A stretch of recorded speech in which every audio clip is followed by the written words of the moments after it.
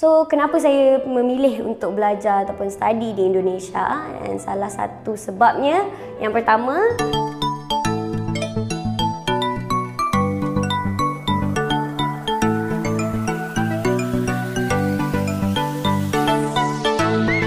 Assalamualaikum warahmatullahi wabarakatuh. Welcome back to my YouTube channel Lebas Studio. Bagi anda yang pertama kali di channel ini, saya ucapkan selamat datang. Welcome to my YouTube channel. Selamat bergabung di channel ini. Dan bagi anda yang telah pun subscribe dalam channel ini, saya ucapkan terima kasih. Salam perdamaian, salam persahabatan, salam serumpun kepada Lebas Studio, kepada anda yang tengah menonton video dalam channel ini. Dan sebelum itu, Lebas Studio merupakan satu channel YouTube daripada Sabah Malaysia dan lebih kepada konten video reaction. Dan pada kali ini merupakan saran daripada subscriber dan minta saya untuk react video ini, guys. Video ini bertajuk 3 sebab saya pilih belajar di Indonesia. Wow, 3 sebab saya pilih belajar di Indonesia. Dan sebelum itu, video ini daripada channel ML Studio. Seperti biasa, jangan lupa berikan sokongan dan dukungan kepada channel ML Studio dengan memberikan subscribe, like, share dan juga komen-komen yang membina, guys. Kerana apa? ML Studio sentiasa memberi kita informasi, berkongsi maklumat yang sangat berguna kepada kita, guys. Tanpa basa-basi, guys. Apa kata kalau kita lihat video ini dengan kiraan 3, 2, 1, go.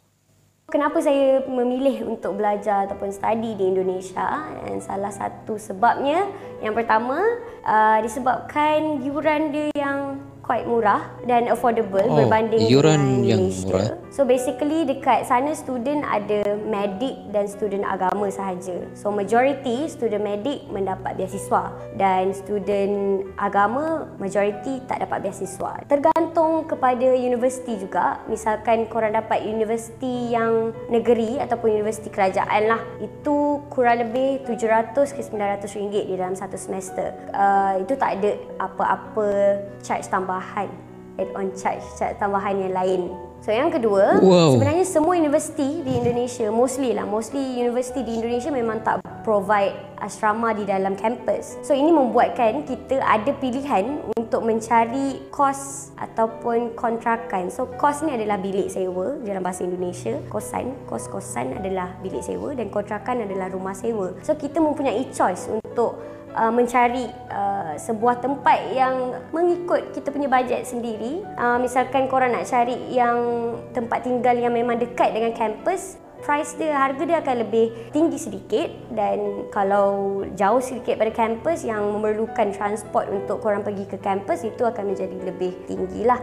So yang ketiga, in case of emergency yang terjadi dekat family dekat Malaysia ni, saya boleh balik dengan cepat disebabkan flight yang banyak. Flight dia available kurang lebih satu hari sebelum COVID 7 hingga ke 8 flight yang available dalam satu hari, dan tiket yang sangat murah. Jakarta ke Kuala Lumpur kurang lebih RM150 menggunakan AirAsia kalau korang cheap sikit macam saya. Kalau korang memilih untuk naik MAS, kurang lebih 350 ke 400 lah. Tapi itu membuatkan in case of emergency, korang tak ada masalah untuk balik ke Malaysia on that time. Okay, so kalau korang rasa belajar kat Indonesia ni tak keluar daripada comfort zone disebabkan bahasa yang kurang lebih sama dengan bahasa ni, sebenarnya salah. Kalau kita duduk sendiri dekat Indonesia tu, surrounding kita memang sangat berbeza dengan surrounding di Malaysia. Orang dia lain, persekitaran lain, perangai lain, bahasa sedikit sama tapi memang perangai lain, budaya